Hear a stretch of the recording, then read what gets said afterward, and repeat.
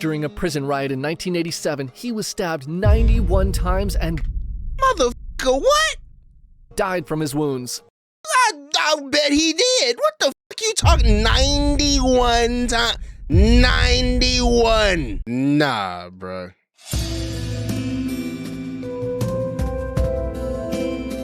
Five men had broken into their home, and in addition to stealing everything of value, they'd also essayed his wife and child. Kill him. Find him, kill him immediately. Immediately. This is all that needs to be in your head. This is all that needs to be playing in your head. This is all bro. Let me remind you, still pretty much a kid. Trina gives birth when she's 14 and tries to run away from Still pretty much a kid. She's 14, man. That's a kid. That's a child. Ken and goes back to her parents' home with Ken's third wife. She don't know the quadratic equation, nigga. She don't know shit. And they murder them in cold blood. Dunzo, got him. They gone. Damn, y'all found them niggas quick as shit. Come on, I know where they are. How? Damn, Batman, okay.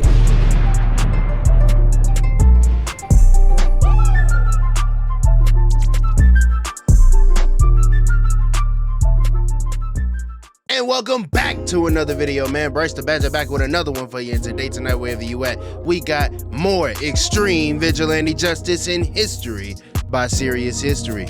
Man, if somebody did something to one of your loved ones or even did something to you, what you gonna do about it? Or are you gonna sit there and let the police handle it? Because you know they gonna take a couple years to do whatever they got to do. Your little mishap ain't top priority, you know? What you gonna do about it? Let's see what these people did about it. If you like the video, subscribe if you fuck with the vibe. Original video is in the description. Let's do it. Today, we're going over more stories of extreme vigilante justice. Duckfoot Chico. It's 1984 in Sao Paulo, Brazil, and Francisco Vital da Silva is giving a detailed description of the man who just stole from his bar to a police officer.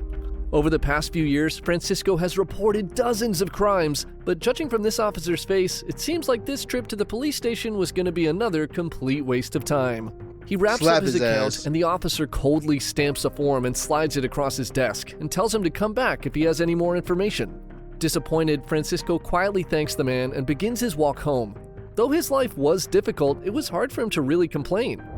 In the 1970s, Sao Paulo entered a massive real estate boom, and many from the impoverished backcountry area of Bahia moved to the city for better opportunities. Okay. Francisco was one of these people, and though he'd arrived with nothing but big money moves and dreams, he found work in construction and diligently saved his money.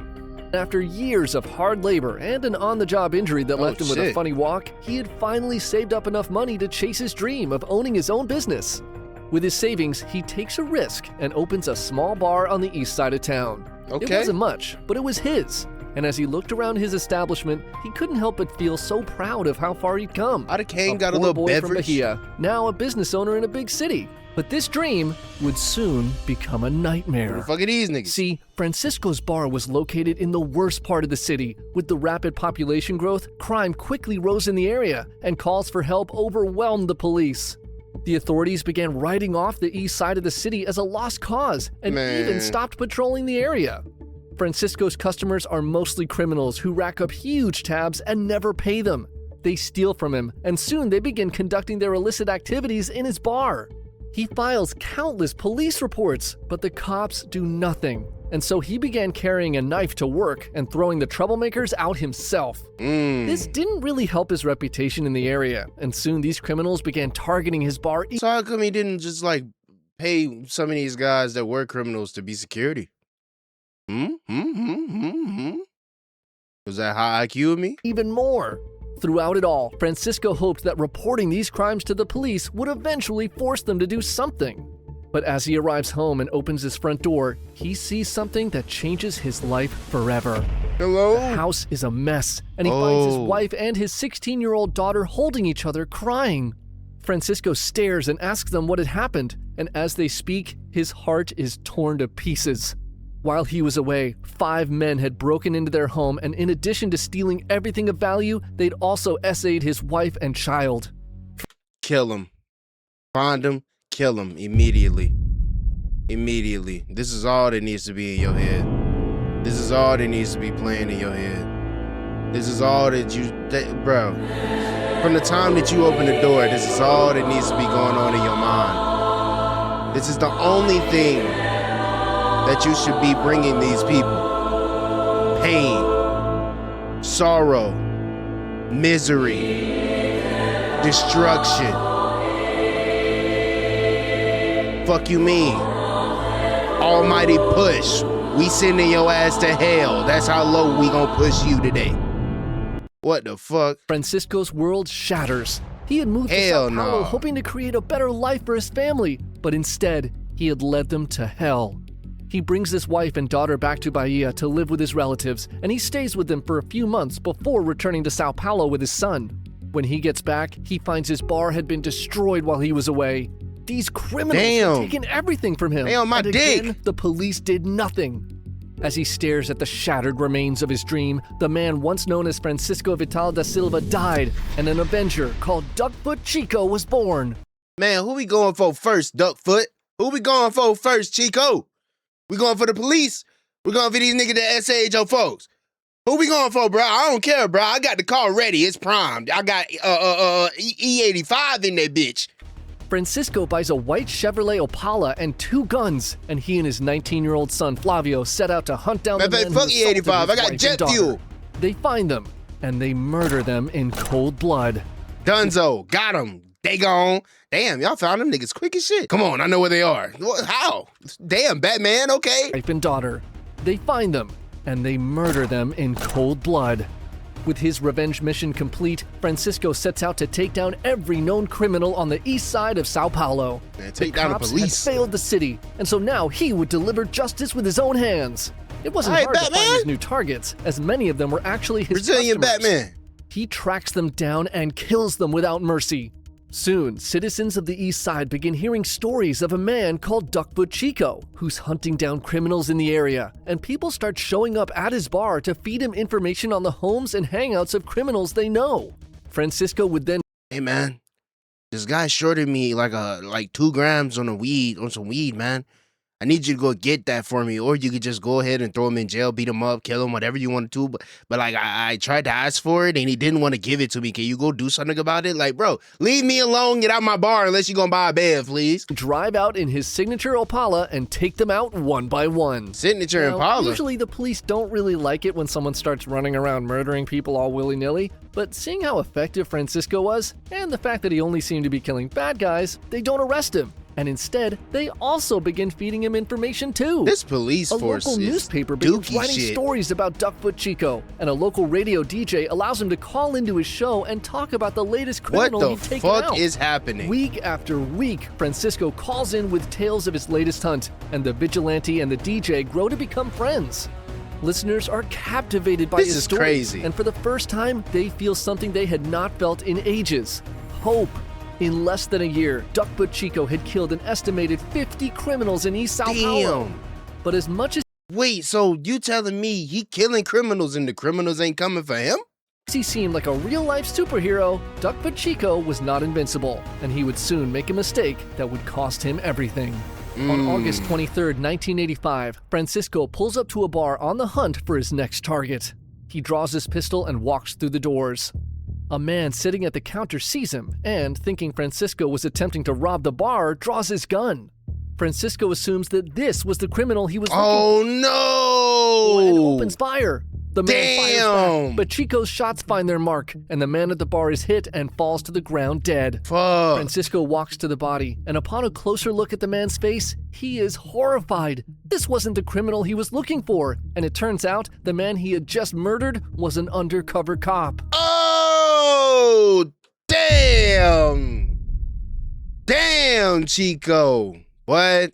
We had pain going off earlier. Now this is all I'm hearing, bro. Damn. It's over with. Curtains. The curtains are closing. Fuck. God damn, Chico Chico, runs- you gotta. Hey, bro, it's 1985, bro. They got cameras, bro. They ain't got mug shots. Come on, bro. You got to be able to look at something. Match it up. I understand. No, I mean, the dude pulled his gun, though. Did he aim it at you, Chico? Fuck. To his car and takes off into the streets of Sao Paulo. He knows that what he had just done was unforgivable, and he would now be hunted by the police as a criminal in the same way he had done to his many victims. All units are sent out to look for the man they once considered an ally, and realizing he'd made a huge mistake, Francisco calls his friend, the radio DJ, and asks him for help. The DJ contacts the police and coordinates a way for Francisco to safely turn himself in. Hey man, I'm the dude that plays music on the radio, yeah, so, you know, me and this guy that you're friends with, obviously you haven't arrested him, he kind of messed up, and, guy pulled a gun on him, he pulled his, bang, one got shot, the other didn't. Yeah, can we do something about that, please? Like, what the fuck? Duckfoot Chico meets his friend at the radio station, and together with the DJ, heads to the police station to surrender. Word quickly spreads throughout the city that their hero was going to turn himself in. And when the two men arrive at the station, they're greeted by 500 fans who cheer as Francisco exits the car. Throughout his trial, thousands of fans rallied outside the courthouse to protest for his release. Though he had openly admitted to murdering 50 criminals, the only crime he's charged with is the killing of the police officer, and Francisco is sentenced to 6 years in prison. Okay, we can work with that. We can absolutely work with that. Only thing is, now you're going to be around other criminals, and you known as the criminal killer. They gonna fuck you up in that bitch. God damn. Ooh, hey, Chico, I hope you, Chico. Initially, the authorities tried to protect him, but Duckfoot Chico is eventually transferred to a facility that held Central America's most dangerous criminals. During a prison riot in 1987, he was stabbed 91 times and motherfucker, what? Died from his wounds. I bet he did. What the fuck you talking? 91 times? 91. Nah, bruh.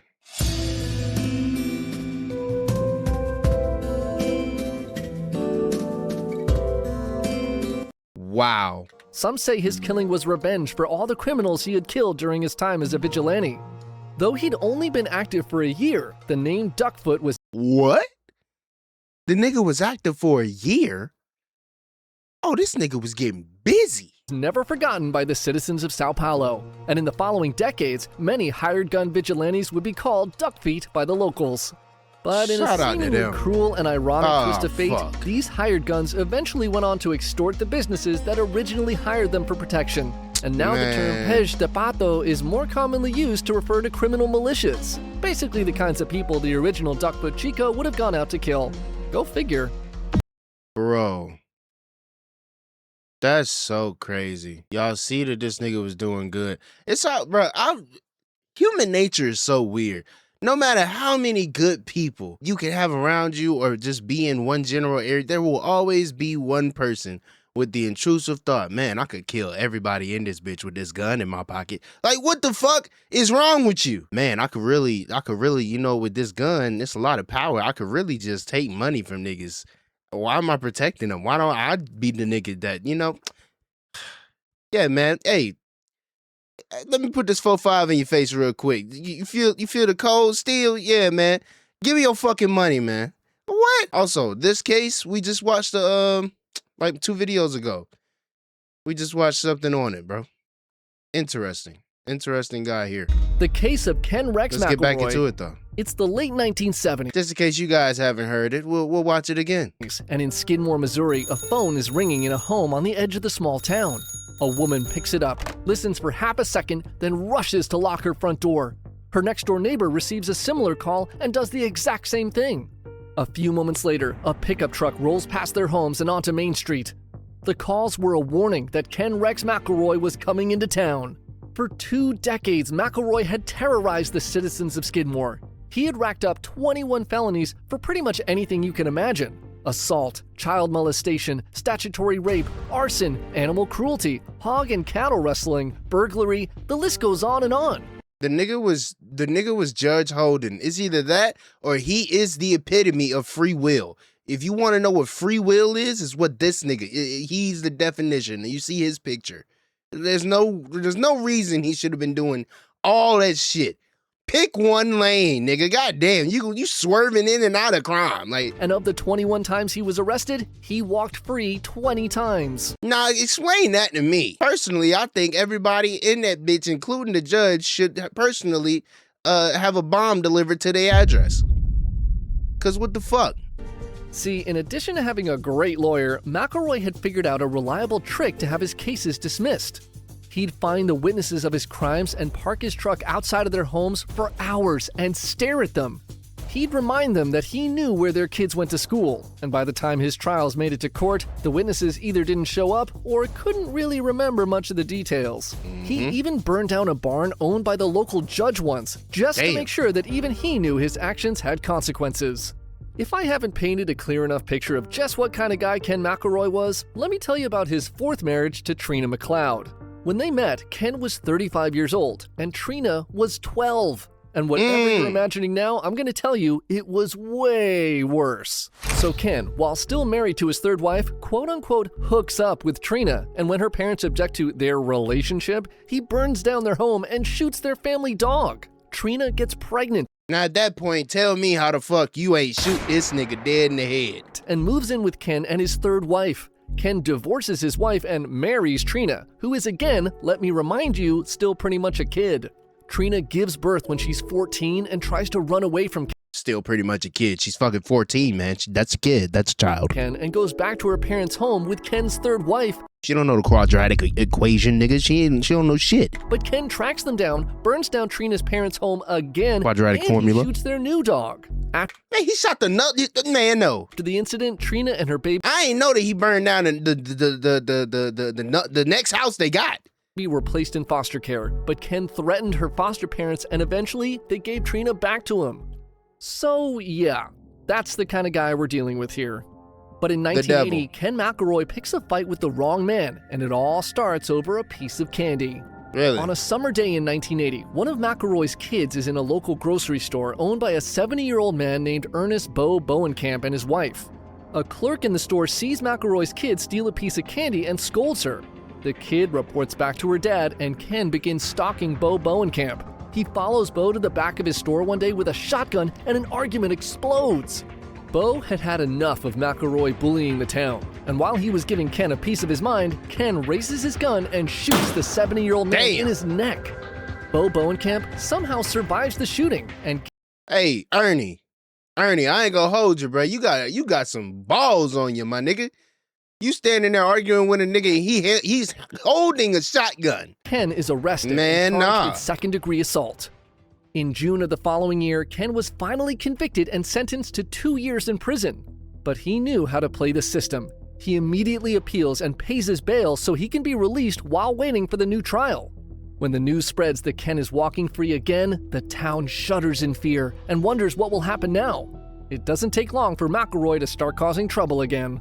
Immediately after his post-trial hearing, Ken drives to the D&G Tavern with an M1 Garand and loudly begins going into graphic detail on what he plans to do to old Bo Bowenkamp. Some of the patrons in the bar grow worried for Bo's safety, and when Ken's trial is pushed back again, a group of concerned citizens warns the sheriff of what Ken had said and asks for help figuring out what they could do to keep everyone in the town safe. While the group pleads with the sheriff for help, word gets to them that Ken and Trina had returned to town and were again at the local tavern. The sheriff thinks for a moment and tells the men that maybe they could form a neighborhood watch or something.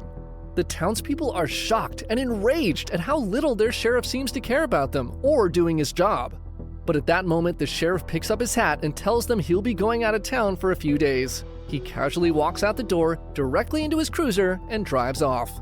The townspeople watch their sheriff's patrol car vanish into the distance, and with the law in the town gone, they look at each other and nod. Together, they walk to the tavern, and soon, nearly every man in Skidmore is surrounding Ken McElroy. Now, Chad, he ain't say this, but apparently Ken wasn't supposed to be here. Ken wasn't supposed to be in the damn town at all. And him coming here was apparently, what the fuck y'all niggas gonna do? I'm here now. Try something. I dare y'all type shit. Air is thick with tension, and they not so politely tell him that he should leave. Ken gets the hint and buys a six-pack and heads for the door. He and Trina are followed by the seething mob who surround the vehicle. Ken starts the engine and lights a cigarette when suddenly his window shatters and bullets begin flying into the cab. Trina screams as Ken jams his foot on the gas, but he's struck by 2 bullets and slumps in his seat. Frantic, Trina stumbles out of the truck and is grabbed by a man who rushes her away to safety. The gunfire stops as abruptly as it began, and within minutes, the streets are completely empty.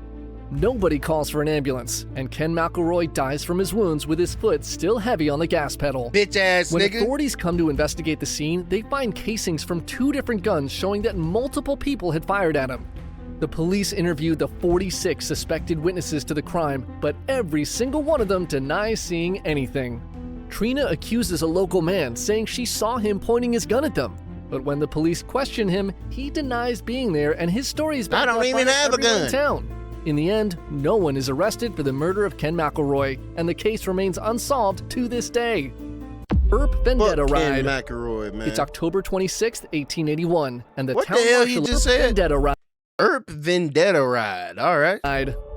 It's October 26th, 1881, and the town marshal of Tombstone, Arizona, Virgil Earp, along with his brothers Wyatt and Morgan and their good friend Doc Holliday, are unknowingly walking into the most famous gunfight in American history. Really? Tombstone was a booming silver town, and many fortune seekers from around the country were moving there in droves to try to strike it rich. But the rapid population growth also attracted some not-so-savory characters, and a group of outlaws who called themselves the Cowboys began to frequent the town and often found themselves involved in most of the major crimes in the area.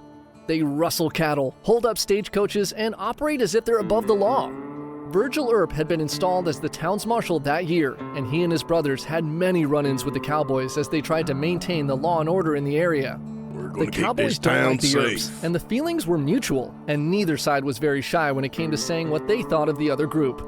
In an effort to tone down the rampant gun violence in the streets of Tombstone, the town council passed Ordinance 9, which required everyone to turn in their weapons as they enter town. And this ordinance was the reason the Earps were making their way down Fremont Street towards the OK Corral. Okay. The previous night, a cowboy named Ike Clanton had spent the night in town getting hammered and loudly threatening to kill the Earps. What the fuck? And I'm gonna cut in here because, to be fair to Ike, it's kind of important to know why he was threatening to kill the Earps. Okay. See, he had secretly made a deal with Wyatt Earp to help him get some of his fellow cowboys arrested for an attempted stagecoach robbery in exchange for money.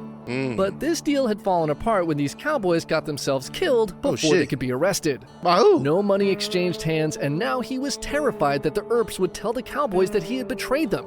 This constant paranoia is probably what caused him to go on that all-night bender. Anyways, Virgil had found Ike, Even though them pistol niggas whipped ain't him, do and nothing. confiscated his guns.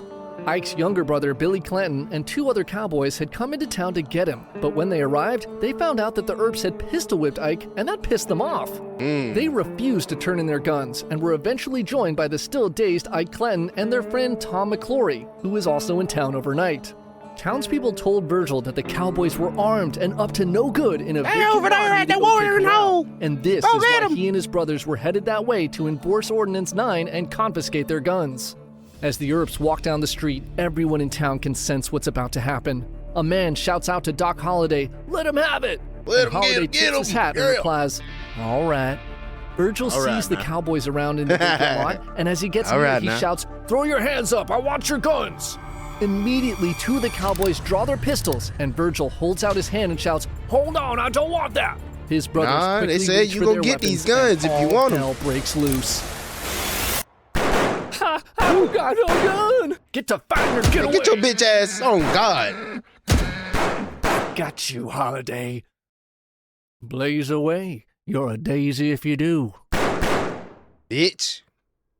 The Fuck you entire talking about? gunfight at the OK Corral was less than 30 seconds. Virgil and Morgan Earp were wounded, and 3 cowboys, including Ike Clanton's brother Billy, are dead.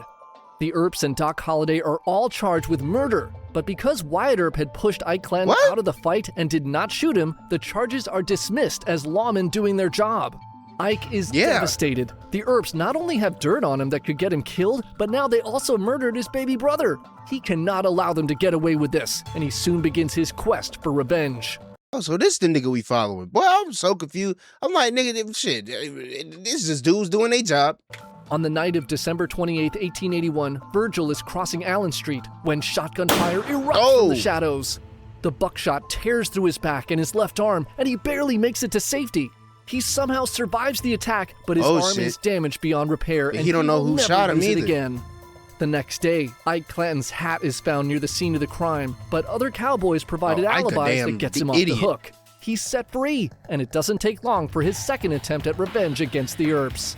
In March of 1882, Morgan and Wyatt are shooting billiards at the local pool hall.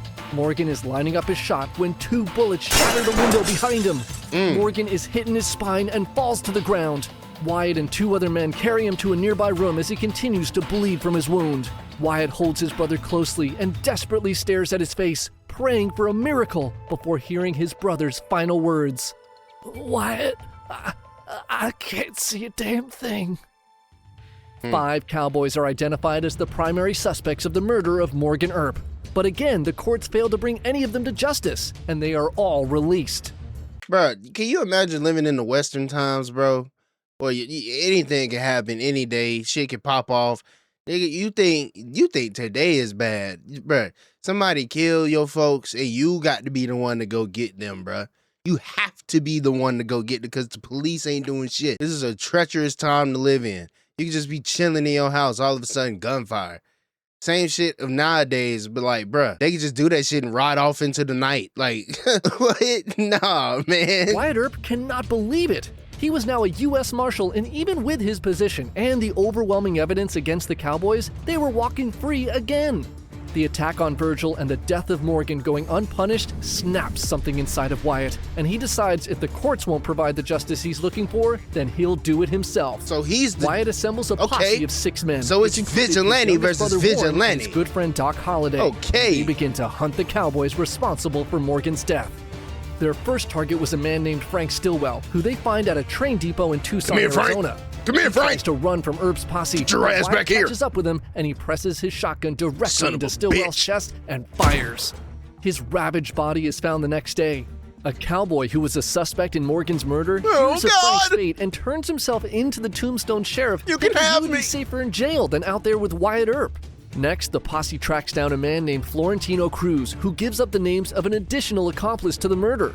But even after ratting out his friends, Cruz's body is found the following day riddled with bullet holes. Damn. The cowboys get word that Wyatt Earp is hunting them down and set an ambush for him. Led by their best gunfighter, Curly Bill Brocious, 9 cowboys launch an attack at Earp's unsuspecting posse. Instead of running, Earp returns fire with his own shotgun, and Curly Bill is nearly sawed in half. He was dead before his body hit the ground. Damn. Soon, the Tombstone Sheriff, who had been friendly to the cowboys, assembles his own 21-man posse to go after Wyatt Earp for murder. This posse was actually made up of cowboys who now— Wait. Did he just say the sheriff of the— Hold on, whoa, wait a minute. Tombstone Sheriff, who had been— The Tombstone Sheriff. He was dead before his body hit the ground. Soon, the Tombstone Sheriff, who had been friendly to the cowboys, assembles his— Friendly to the cowboy. So he friendly— Sorry, he friendly to them robbing niggas. Okay. So he with the enemy squad, and then the dude that was the sheriff got promoted up to being marshal, so they needed a sheriff. He's the guy that stepped in. Okay, I see. Own 21-man posse to go after Wyatt Earp for murder. This posse was actually made up of cowboys who now all really wanted Earp dead. Sensing that he wouldn't be able to take on the sheriff's crew, Wyatt Earp is forced to be satisfied with the men he had taken out, though he never catches Ike Clanton. Earp and his friends leave the territory as wanted men. Eventually, they part ways in New Mexico, and Wyatt ends up in Colorado. The governor of Arizona tries to have him extradited, but the governor of Colorado refused the request. Wyatt wanders for a bit, makes a fortune in Alaska, before ending up in California during the 1920s, where he finds himself consulting in Hollywood on the sets of early Western movies, and he even gets to see himself portrayed on the silver screen by an actor before he passes away. That's fire.